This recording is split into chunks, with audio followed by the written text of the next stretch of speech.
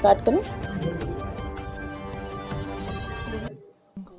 दिनांक 7/10/2023 को शाम के समय हमारे पीआरवी के माध्यम से एक महिला जो है वो बेसुध अवस्था में मिली और जब उनसे कारण पूछा गया तो उनके द्वारा मौखिक रूप से बताया गया कि उन्होंने कुछ दिनों से कुछ खाया नहीं है और कमजोरी के कारण वो लेटी हुई हैं।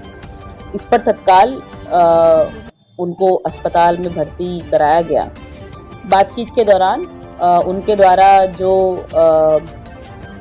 घटना बताई गई उस पर तत्काल गंभीरता से संज्ञान लेते हुए उनकी लिखित तहरीरी सूचना पर एक अभियोग 295/23 धारा 328 376 आईपीसी के अंतर्गत दर्ज किया गया।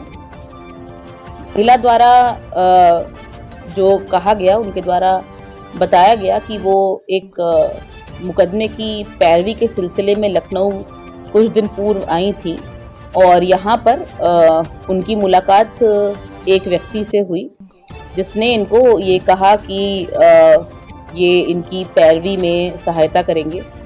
उसके बाद ये होटल गए जहाँ पर चूँकि महिला की तबीयत ठीक नहीं थी, इन्होंने दवा दी और दवा देने के उपरांत ये बेहोश हो गई और जब ये उठी तब इनको जानकारी हुई कि इनके साथ दुष्कर्म की घटना हुई है।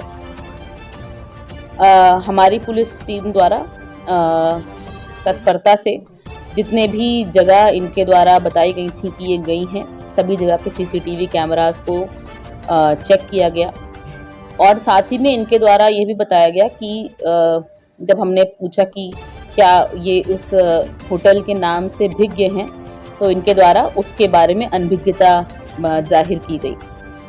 तब हमारे द्वारा मैनुअली जितने भी एरिया के होटल्स हैं उसमें 100 से अधिक होटल्स को हमारी विभिन्न पुलिस टीम्स ने सर्च किया और तस्दीक किया कि ये कहाँ रुकी थी, जिसके माध्यम से हमें जो है जो व्यक्ति इनके साथ रुका था, जो आरोपी था, उसके बारे में जानकारी मिली और टेक्निकल इनपुट्स को यूज़ करते हुए हमने उसको ट्रेस किया और उसको गिरफ्तार किया है। इसका नाम जो अभियुक्त है इसका नाम मयंक भानु सिंह है।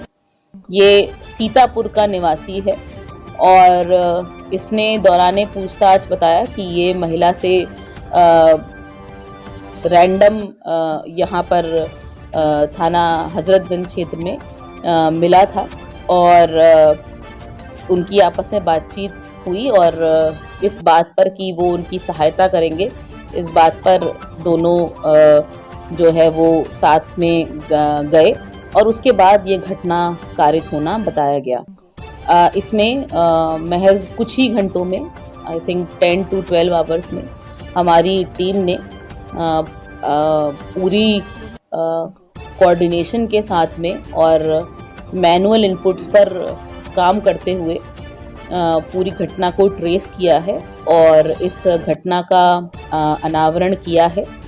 जो अभियुक्त है उसको सुसंगत धाराओं में यानी 328 376 आईपीसी के अंतर्गत माननीय न्यायालय के समक्ष न्यायिक अभिरक्षा हेतु प्रस्तुत किया जा रहा है। उसी से हम लोगों को एक सहायता मिली ट्रेस करने में।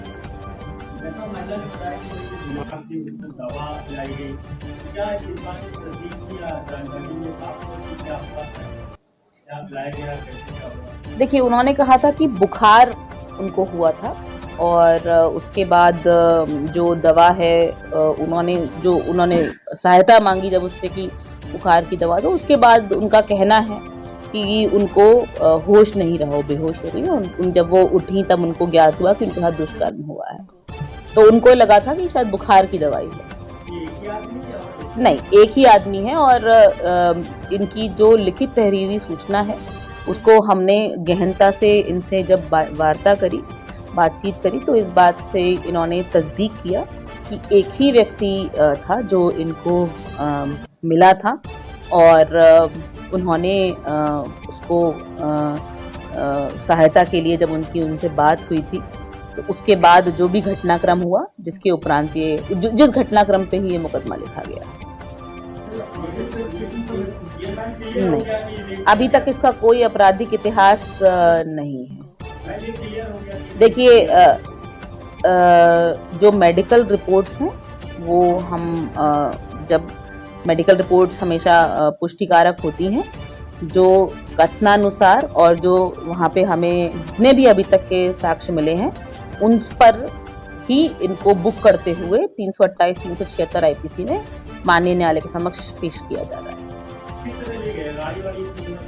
नहीं, पब्लिक कन्वेंस।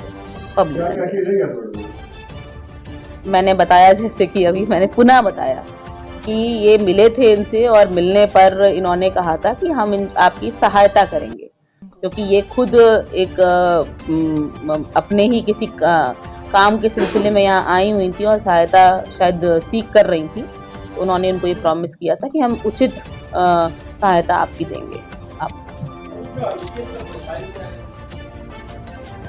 आरोपी जो है वो उसका अभी तक तो हमारे को कोई आपराधिक इतिहास नहीं मिला है, और अभी तक जो इसने बताया है उसके अनुसार ये अनएम्प्लॉयड है, बेरोजगार है, कोई एम्प्लॉयमेंट अभी इसके पास कोई